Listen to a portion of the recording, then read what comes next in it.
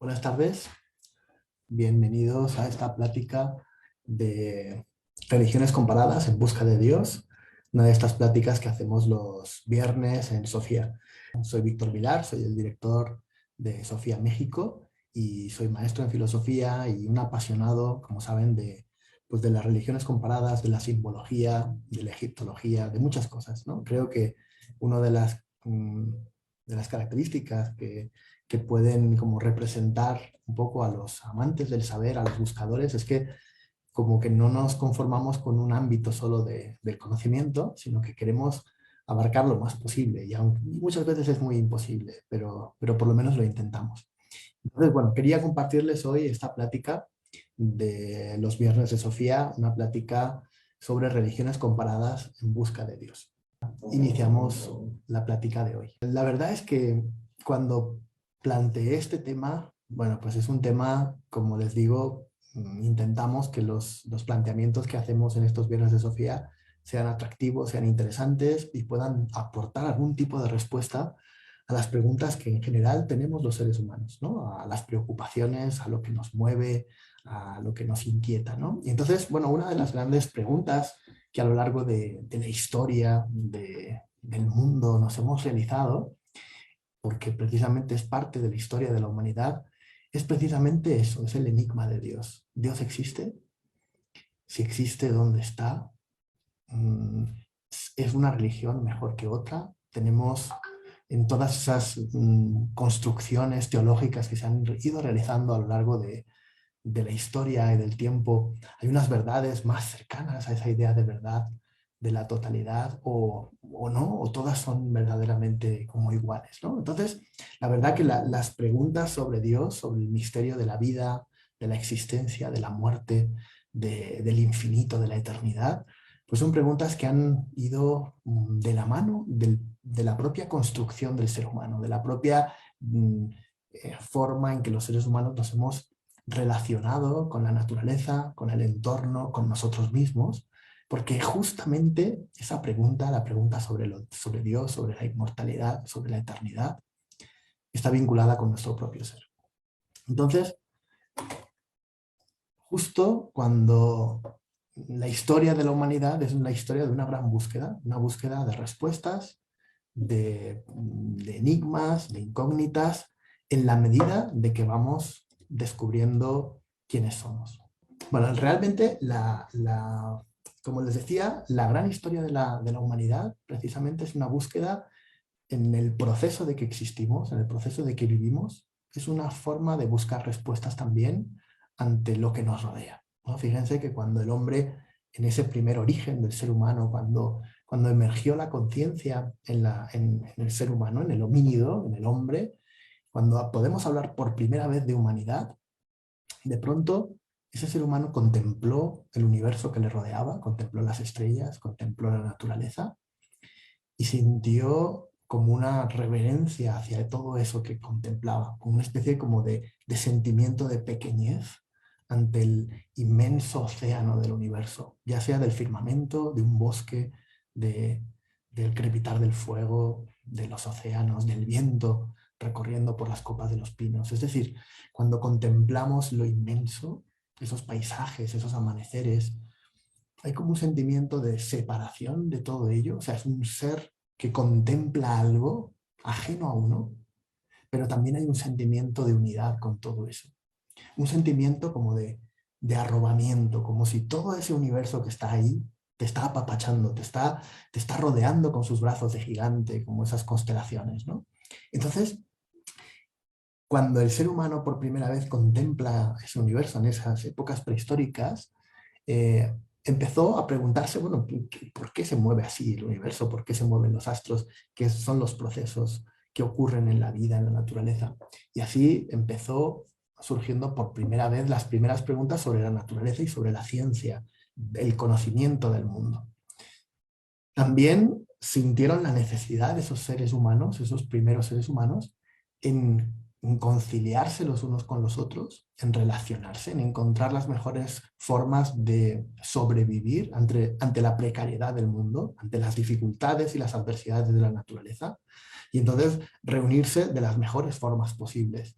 y se crearon las primeras tribus, las primeras familias, los primeros clanes, las primeras formas de como sociedad que implica un primer atisbo de política, de estructura social. También en ese mismo instante, cuando contemplaron la belleza de la naturaleza, intentaron engalanar sus atuendos, sus objetos, con figuras, con espirales, puntos, figuras geométricas, animales. Intentaron representar en sus cavernas pues, sus propias manos, los bisontes, los antílopes, todo lo que sería la misma naturaleza, intentaron recrearla. Y surgió así el arte, las primeras representaciones artísticas. Por último, además de todo eso, y a la vez a la par, probablemente, sintieron la necesidad de congraciarse con todas esas fuerzas con las que convivían. Es decir, no solamente viven en un universo que quieren conocer y comprender, sino que quieren participar de ese universo como alguien unido a él. Y así surgieron las místicas, las religiones, la búsqueda de esas respuestas ante lo infinito y el intento de poder conectarnos con todo ello. Y bueno, entonces, ese es el origen de la gran búsqueda. La gran búsqueda en realidad es una búsqueda de un encuentro con nosotros mismos, con los demás, con la naturaleza que nos rodea y con el gran misterio de muchos misterios que nos rodean. Misterio de la muerte, de dónde vamos cuando vamos a morir, de cómo ser más felices, de cuál es el sentido de mi vida, cuál es el destino que tengo que encontrar, cuál es la mejor forma de comportarme para que todo el universo se congracie para vivir en felicidad y en armonía. Es decir, esas preguntas que hoy en día también nos hacemos, el misterio ante la precariedad de la vida o del infortunio, ¿no? Pues también surgió en esa época, ¿no? Y todo eso es la gran búsqueda del pensamiento de lo religioso. Fíjense que Freud y algunos en su época le llamaron sentimiento oceánico. El sentimiento oceánico es ese sentir en el cual a veces uno siente como una constelación en el interior, como un océano, como si estuvieses flotando en la inmensidad de un todo en el cual te sientes pequeño, pero a la vez parte de todo. Ese sentimiento oceánico a veces fue etiquetado como neurosis o como búsquedas de escape, como muchas cosas, pero en realidad es un sentimiento muy genuino del alma humana, de la psique humana. Y vamos a intentar ver cómo las culturas antiguas, las civilizaciones y toda la historia de la humanidad, ese sentimiento oceánico, ese religar, ese homus religiosus, como llamó Mircea Eliade, fue emergiendo y fue intentando descubrir el gran misterio de Dios. Entonces, bueno, lo primero es que a lo largo de la historia se le ha dado diferentes nombres a esto de la religión, ¿no? A este acercamiento ante el gran misterio de la vida, del universo, de la vida y de la muerte, de lo eterno. El nombre que nosotros tenemos viene del latín, como saben, que es religare. Religare significa volver a unir lo que se ha separado, ¿no? En realidad hay muchas, además religión, la terminación del león implica como una acción, es decir, es la acción del ser humano para volver a unir cosas que nos sentimos como desconectadas, ¿no? Porque el ser humano, en esa especie como de manifestación en la naturaleza, como estás como separado de todo, ¿no? Sales del útero materno y de pronto te sientes un ser diferente, ¿no? Ajeno al otro, ajeno a tu comunidad, ajeno a otra persona, ajeno a la naturaleza, o sea, te puedes sentir muy separado. Por lo tanto, relegar es volverte a unir con todo eso que te rodea, con la comunidad, también con la naturaleza, y por supuesto reunirte con ese gran misterio de la totalidad, ¿no? Este nombre, esta definición o este religare religión, como les digo, viene del latín, y los romanos precisamente pues también entendieron esa religión como una forma de hacer un pacto y una alianza con los dioses. Es decir, los dioses de la religión romana, Júpiter, ¿no? Minerva, todos los dioses van a como a aportar al ser humano lo que necesitan si el ser humano encuentra esa armonía, ese religar, esa reunión, ese pacto con ellos, si mantiene esa alianza. Fíjense que este término no es muy ajeno a la cosmovisión en general judeocristiana, porque precisamente la palabra, ¿no? la Biblia nace precisamente con esta alianza con Dios, ¿no? El pueblo hebreo con Abraham hace un pacto con Dios, hace un pacto con Jehová. Realmente el vínculo con ese Dios es como un poco como decir, yo voy a creer en ti, voy a respetarte, voy a tener esa fe a esa divinidad, porque sé que esa fe, ese Dios va a responderme, ¿no? Vamos a mantener un pacto como de unidad, ¿no? De unión. Fíjense que si nos vamos a otra tradición completamente diferente, nos vamos a las tradiciones dármicas, a las tradiciones de la India, encontramos que la palabra que se utiliza en la India para hablar de religión es el Dharma, el camino de la ley, la senda de la ley. Entonces, seguir la religión en realidad es seguir el camino del Dharma, ¿no? La idea del Dhammapada, es el camino del Dharma en la lengua Pali, precisamente nos indica que el que uno cumple con un camino de rectitud, un camino de ley, un camino de alianza, ¿no? La ley es como un cumplimiento de algo. Entonces, si uno camina por ese sendero, va a ir todo bien, ¿no? Otra de las formas que se utiliza para hablar de esa unión, de volver a unir lo que está separado, fíjense que es el mismo término de yoga. Yoga es unión, significa unión. Y de ahí viene luego la palabra latino yugo, ¿no? De unir, de uncir a dos bueyes, ¿no? Unión, yoga, religare, dharma, pacto, alianza, son todo expresiones para recordarnos de que como que hay que cumplir algo, hay que volver a hacer algo. Es una acción que tiene que nacer del ser humano, es un camino que tiene que recorrer el ser humano, como la última palabra que viene aquí, que es el Tao, camino, es la senda que debemos recorrer para al final encontrar la unificación con ese gran misterio, con Dios, con el universo, con los demás y con nuestra comunidad. Incluso diría con nosotros mismos, ¿no? O sea, el primer encuentro que tienes que hacer en el ámbito de lo religioso, en el ámbito de lo sagrado, es reencontrarte con tu propio corazón, con tu propia alma, con tu propio ser.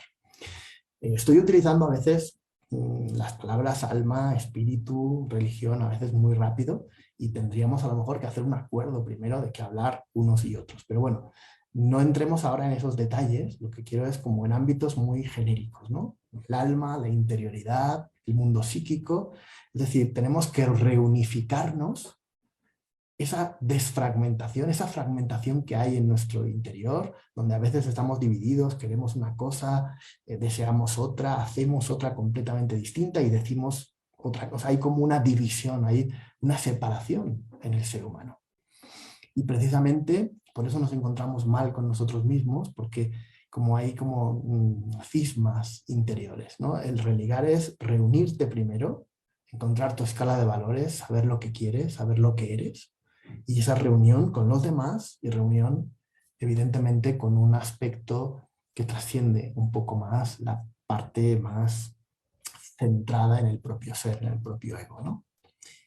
Bueno, desde ese momento ya, si hablamos como religión, como esa búsqueda de unión, pues desde tiempos antiguos los seres humanos dijeron, bueno, pues si me quiero reunir con Dios, tengo que encontrarlo. ¿Dónde está Dios? ¿Dónde lo encuentro? Porque a veces me miro a mí mismo y no hay una parte divina en mí. A veces me siento muy oscuro, ¿no? Muy material, muy denso, ¿no? ¿Cómo encontrar a Dios? Y bueno, precisamente todas las culturas, todas las civilizaciones, todo ser humano ha hecho ese proceso de búsqueda, de una forma u otra. Agnóstica, gnóstica, mística, científica, pero todo proceso de búsqueda de respuestas es un proceso de reencontrar lo perdido, ¿no? Lo que desconozco, lo que me falta, ¿no? Me falta y necesito completarme. Y bueno, y eso es la búsqueda de Dios.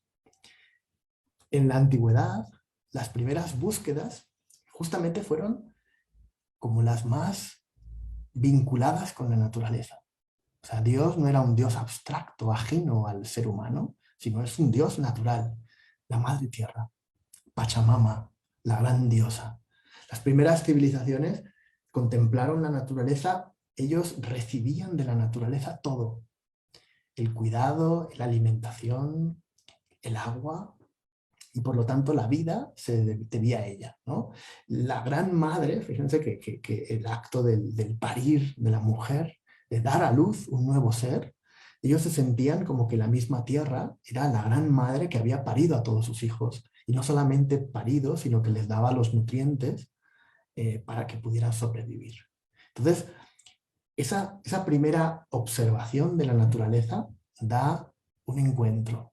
La tierra es la gran madre, la tierra es sagrada, la tierra es bendita, es eso, es lo que me está proveyendo de todo lo bueno, de toda la vida, de toda la existencia. Fíjense que a veces nosotros en esa búsqueda que hemos hecho a lo largo de la historia de la humanidad, donde nos hemos alejado a veces de lo físico, de lo natural, y nos hemos ido a lo abstracto, a veces hemos ido a lo metafísico, nos hemos olvidado de sacralizar las cosas que tenemos aquí y de reconocer la belleza, la potencia, la magia que tiene pues una semilla sembrada en la tierra y el poder nutricio que tiene la tierra para darnos alimentos. Esto, fíjense que no es solamente de las culturas prehistóricas, ¿no? A lo largo luego de la historia existieron pues, otros dioses y fundamentalmente diosas, la Pachamama, Ceres, Demeter, Gea, Gaia,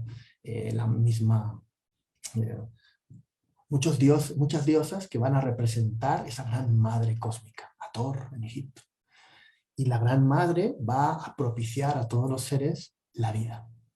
Es un símbolo de amor, es un símbolo de protección, es un símbolo de vida, de alimentación, de nutrición. Si fuéramos conscientes de este encuentro, ¿no? Podríamos también reconocer a Dios en la madre naturaleza. Pero también, de pronto, podemos observar cómo también los antiguos observaron que había unas fuerzas en el cielo, justamente en lo alto, en el firmamento, un sol poderoso que ritma toda la vida, todo el orden del mundo, ¿no?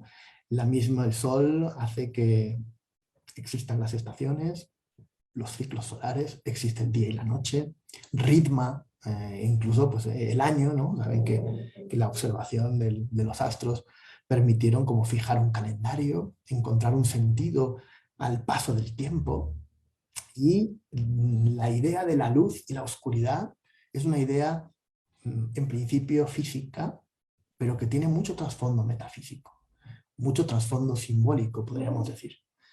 La luz y la oscuridad es una metáfora del conocimiento y la ignorancia, es una metáfora del bien y del mal, ¿no? Que es la luz, lo luminoso, lo claro, lo limpio, lo oscuro, lo turbio, lo sucio. Fíjense que son metáforas que nos van desde la misma observación de lo natural, a indicar patrones, conceptos que están muy arraigados en nuestra conciencia.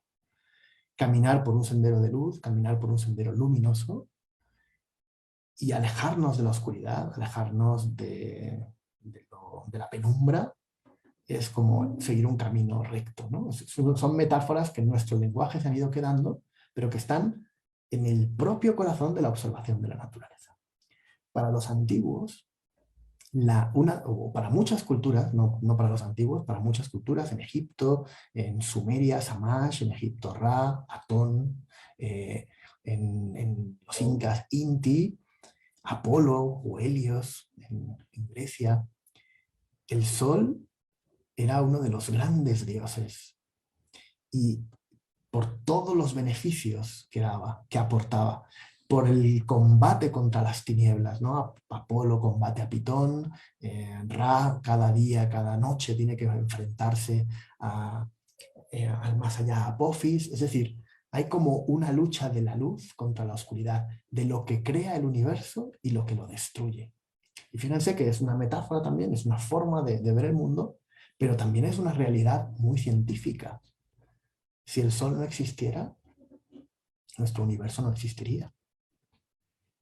Por lo tanto, cuando los antiguos adoraron al Sol como una de las fuerzas divinas por excelencia, como el Dios principal por excelencia, no es algo muy contrario o muy ajeno a lo que sería una reverencia científica por el Sol, por agradecerle todo lo que nos está aportando cada día, porque sin él no existiría absolutamente la vida en la Tierra. No existiría la Tierra tal como la conocemos. No existiríamos nosotros.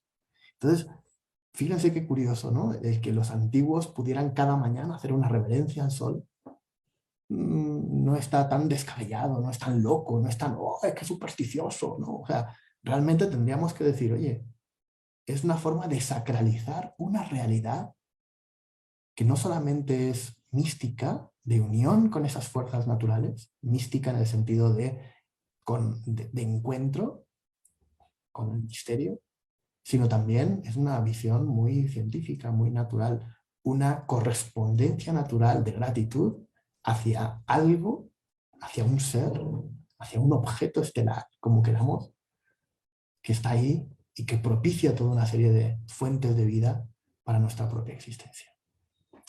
Los antiguos no se quedaron solamente en el sol, ¿no? Ellos contemplaron las estrellas. Esta es una imagen del templo de Dendera de Egipto, una imagen estelar con la parte zodiacal, pero encontramos que todas las estrellas, todos los cuerpos celestes, representaban también los cuerpos de los dioses. O sea, las estrellas son elementos, son fuerzas que están muy, muy lejanas, ¿no? Pero que sin embargo, a través del estudio y de la observación, o sea, no eran cuestiones como supersticiosas en sí mismas, o sea, no eran como, ay, pues cada vez que sale me asusto, no. Observaban que cada vez que salía un astro por el firmamento había una inundación en la Tierra. Es decir, había una relación directa entre la salida de un astro, o el orto helíaco de un astro, la estrella Sirio, por ejemplo, con el nacimiento o la fertilidad en Egipto. Por lo tanto, creyeron que había un vínculo. Hay un vínculo precisamente en que el cielo esté de esa forma y la tierra produzca un efecto. Esto no solamente es en la cultura egipcia.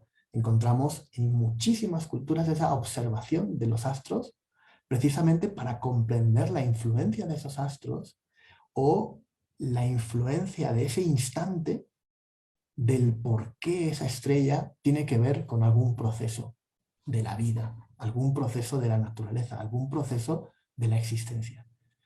Y por eso los antiguos construyeron observatorios astronómicos desde tiempos pretéritos, ¿no? Nos tenemos que remontar al 3000, 5000, etcétera, años. Existe, por ejemplo, en Egipto, el Observatorio Astronómico de Napta Playa, que es predinástico, o Göbekli Tepe, en Turquía, que se sabe que es el primer yacimiento o la primera ciudad de esos pueblos nómadas que existían en toda esa parte del Oriente Próximo, que en el 9000 a.C. ya se estaban haciendo observaciones astronómicas. La verdad es fascinante, ¿no? Cómo contemplar esas relaciones de los astros con lo que ocurre en la Tierra. Los mayas, por ejemplo, también, aquí tenemos la imagen del caracol de Chichén Itzá, que es un observatorio astronómico para poder comprender que en qué momento estelar están produciéndose acontecimientos.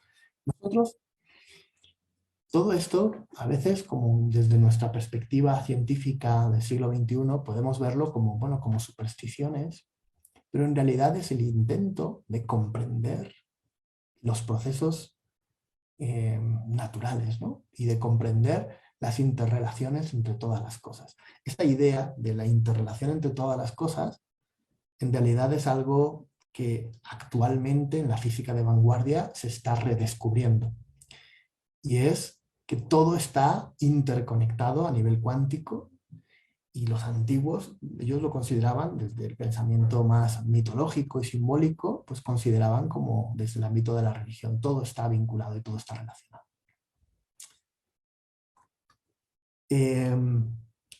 no solamente vieron las estrellas, el sol, y descubrieron a Dios en el sol y descubrieron a Dios en las estrellas, también lo descubrieron en la lluvia, en las tempestades, en las tormentas.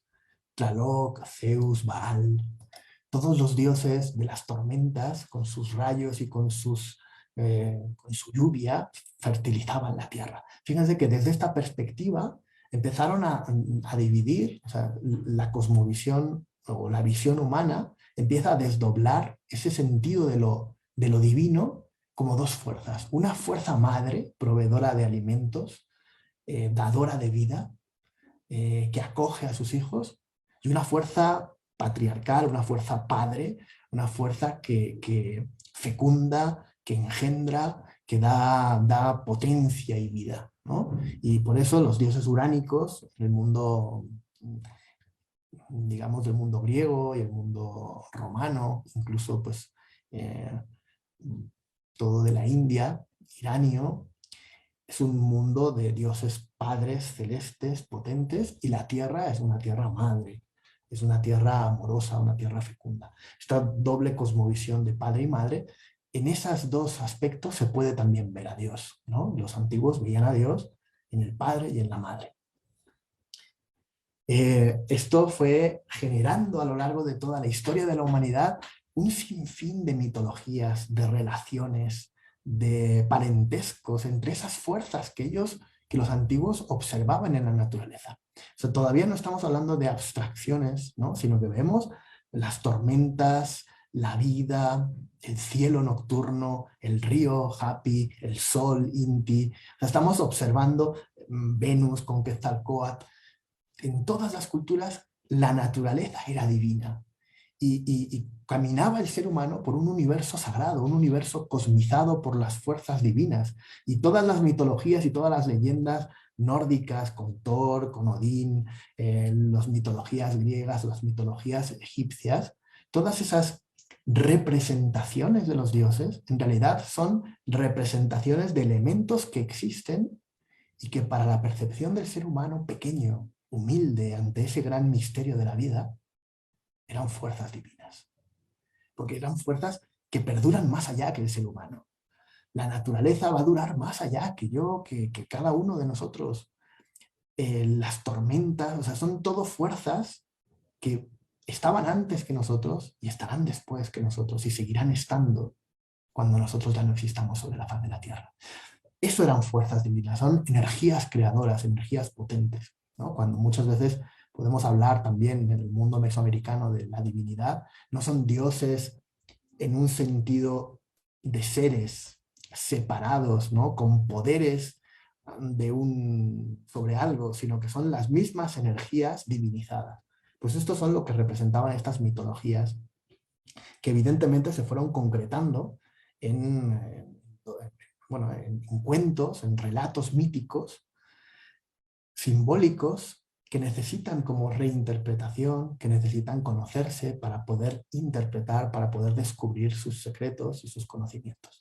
Pero los teólogos egipcios, los aedos griegos, los que narraron todos los Edas vikingos, todos esos eran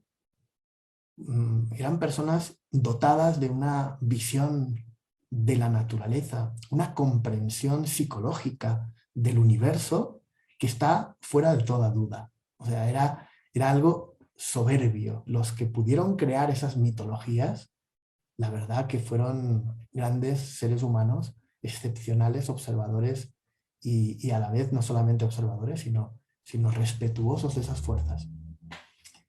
Surgieron todas estas mitologías para dar respuesta a las preguntas que nos acucian. Es decir, fíjense que tenemos, en la medida que ya vemos esas fuerzas, ya no solamente son las fuerzas naturales, sino también es el amor, la vida y la muerte, la guerra, el odio, o sea, empiezan a haber abstracciones, el orden, la justicia, la concordia, todas esas abstracciones se fueron generando en esa pléyade de dioses y de divinidades y de panteones antiguos, para intentar descubrir los misterios que de pronto con los que nos vamos a enfrentar. La idea de la muerte es algo que va a ser común a toda la humanidad. Fíjense que empezaron a surgir ideas de cielos y de infiernos. ¿A dónde vamos después de la muerte? ¿No? Cuando uno se muera, ¿cuál es el lugar que te corresponde? y por qué te corresponde un sitio u otro. Eh, y empezaron a surgir, bueno, pues desde los infiernos de Dante hasta el Valhalla de los nórdicos o los distintos cielos del Midland o los infiernos del Midland en el más allá. Es decir, como espacios, regiones que permitiesen albergar a esos seres que no están aquí, sin embargo existen. Porque imagínense que en estos momentos antiguos, cuando de pronto moría o fallecía alguien, sin embargo, soñar con esa persona. Cuando alguien sueña con un ser querido que ha fallecido, nosotros pues decimos, es un sueño, es una fantasía de nuestra mente, es un recuerdo. Sin embargo, para el mundo antiguo, para el pensamiento antiguo, esos sueños que son tan vividos, tan cercanos, tan profundos, que podemos incluso a veces confundirlos con la realidad. A veces un sueño es más real que la realidad. Te despiertas y no sabes qué ha pasado. Bueno, pues para ellos, el que existiesen esos ancestros ahí significaba que no habían desaparecido por completo. Estaban en algún lugar. Ese mundo onírico, ese mundo de lo oculto, ese mundo imaginal, también es un mundo real. Aunque para nosotros, desde nuestra perspectiva, pues lo mental no sea real, ¿no? Para los antiguos lo mental, lo onírico, también tenía realidad y estaba en una dimensión de lo oculto. ¿Dónde vamos a ir? Y eso nos entronca con una pregunta, ¿somos mortales o inmortales? ¿No? O sea, si yo me muero, ¿dejo de existir o sigo existiendo?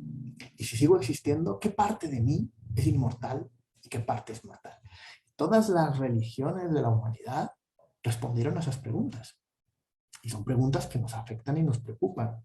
Por lo menos a mí me preocupa. O sea, uno se lo ha planteado, ¿no? ¿Qué va a pasar cuando me muera? ¿O me muero? ¿Sigo existiendo? Son preguntas interesantes. Fíjense que se fueron elaborando doctrinas muy complejas, magníficas, excepcionales, como por ejemplo la idea de la reencarnación en toda la parte oriental, pero también en Occidente. Vamos a encontrar esa idea de ¿y volvemos? Vamos a morir, pero vamos a volver. En algún momento me reencontraré nuevamente con las personas con las que estoy viviendo ahora. Y surgieron, ya les digo que teorías, doctrinas fascinantes. El problema del mal, ¿no? Si el Dios que ha creado es un Dios bueno, ¿por qué existe el mal? ¿Por qué existe el sufrimiento? ¿Por qué existe el dolor? Y ante estas preguntas, pues evidentemente, como les decía, fueron surgiendo un sinfín de doctrinas sobre ese ámbito metafísico que nos permite reconocer lo que no hay aquí ahora, sino está en un mundo mental, en un mundo no físico, en un mundo, podríamos incluso decir, espiritual, para reconocer que todo esto sigue, que yo sigo y que tiene una raíz y que vengo de algo. No aparecí de la nada y me desharé en la nada, sino que tengo un origen y tengo un final, tengo un destino, tengo un sentido de existencia. Esas doctrinas metafísicas fueron tan complejas, tan fascinantes, que se han elaborado a lo largo de miles de años o cientos de años, pues doctrinas muy variadas a lo largo de toda la humanidad. El budismo, el taoísmo, confucianismo, budismo zen, budismo theravada. O sea, hay infinidad de corrientes, de pensamientos, porque no solamente son devociones así como ciegas, ¿no? Son pensamientos muy complejos que intentan responder a todo lo que nos aqueja. Y las respuestas son excepcionales, algunas magníficas que nos permiten pues realmente reencontrarnos con nosotros mismos y encontrar cierto sentido de paz, de estabilidad y de perdurabilidad ante el mundo tan precario y confuso que hay a nuestro alrededor.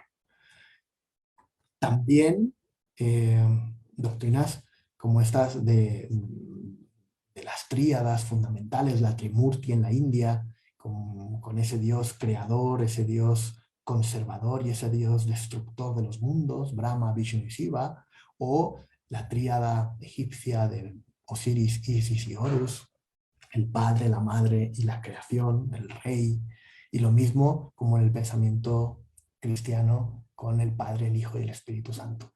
Formas de hablar de misterios que son difíciles de apresar con pensamiento argumentativo y pensamiento científico, porque son precisamente formas como muy abstractas, ¿no? Y por lo tanto se puede explicar, o sea, porque todo tiene una explicación también lógica y argumental, pero que las teologías y las reflexiones mitológicas o simbólicas prefirieron utilizarlo en un lenguaje mitológico, que es apasionante.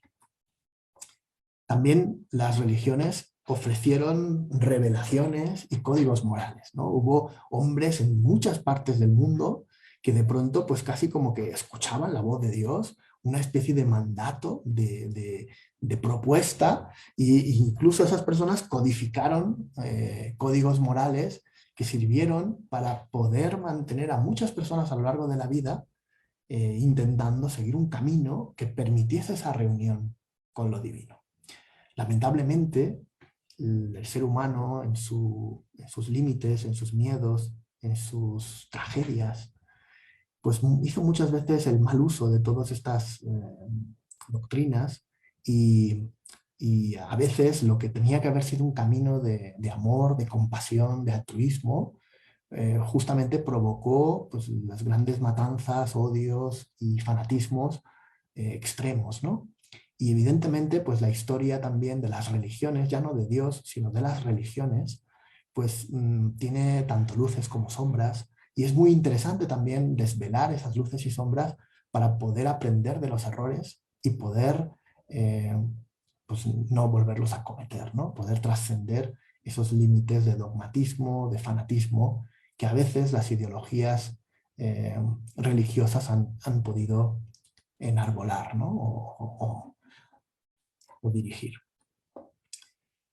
Pero también, por otro lado, no podemos olvidarnos y hay que reconocer que las religiones permitieron realizar rituales que sacralizasen la vida en cada instante de nuestra vida. La religión es una forma de convertir nuestra existencia, nuestros momentos de vida, en un momento consciente, en un momento presente, en un momento de vinculación con las comunidades, con los demás, con uno mismo y con Dios, ¿no? Un momento de orar, un momento de inclinarse, de arrodillarse ante un símbolo sagrado y poder, pues, simplemente con humildad mostrar una reverencia ante algo más grande, como la vida, como el misterio de la muerte, como el amor, como Dios, o simplemente el momento de hacer consciente a una comunidad que un nuevo ser ha venido, como un bautismo, ¿no? Fíjense que la sacralización, los rituales, eso que se ha perdido ahora hay un filósofo muy famoso que habla de eso, de la pérdida de los rituales. Fíjense, pues los rituales es precisamente el rito, el rita, es ese término de volver a cosmizar, de volver a ordenar en función a qué, a algo sagrado, algo que me permita la conciliación, la reunión con el todo.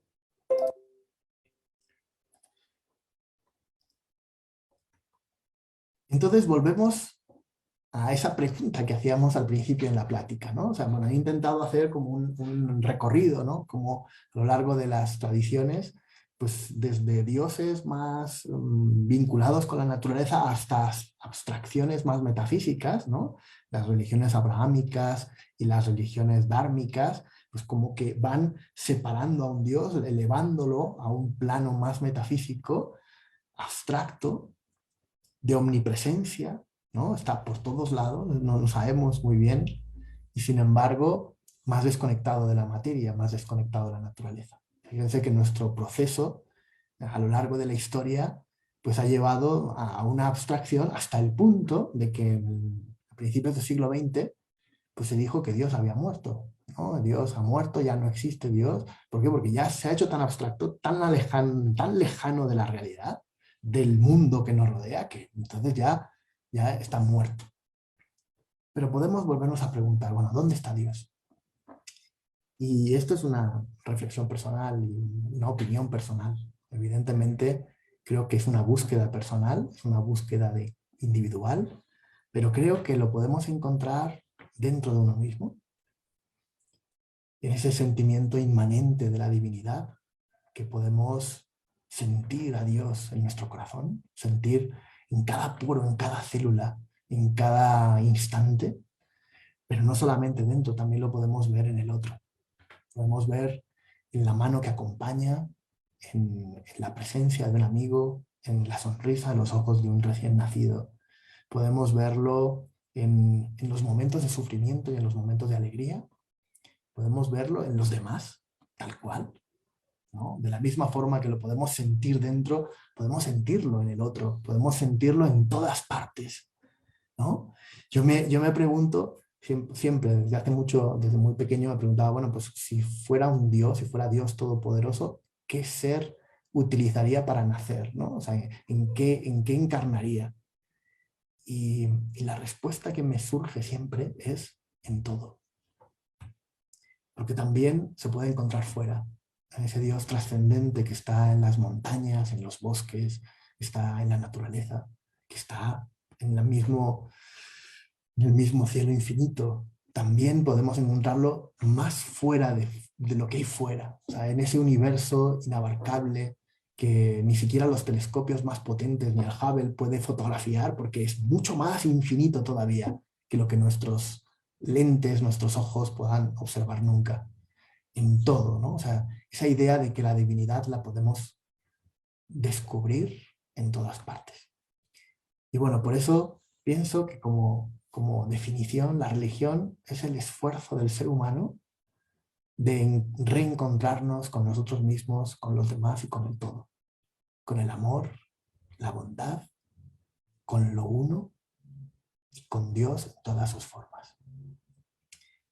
Espero que esta pequeña plática pues, les haya servido pues, para replantearse a lo mejor algunas cosas o para volver a plantearse, volver a preguntarse sobre el sentido de la vida, sobre el sentido de la búsqueda y que, bueno, pues les haya inspirado para que si quieren pues seguir aprendiendo, seguir investigando sobre estos temas, pues pronto iniciaremos un diplomado de religiones comparadas aquí en Sofía. Es el segundo año, es la segunda edición. Estoy muy contento porque el año pasado fue magnífico, fue un viaje de todo un año para redescubrir desde lo sagrado, historia de las religiones, el pensamiento filosófico sobre Dios, el bien y el mal, las revelaciones, la encarnación de Dios, o sea, toda una serie de elementos desde esta visión ecléctica, una visión respetuosa para todas las religiones, de querer comprender lo que hay detrás de ese sentimiento oceánico que nos impulsa a descubrir y a buscar respuestas. La idea de este diplomado era reflexionar juntos sobre el gran misterio de Dios y hacer esa búsqueda, ¿no? de las respuestas.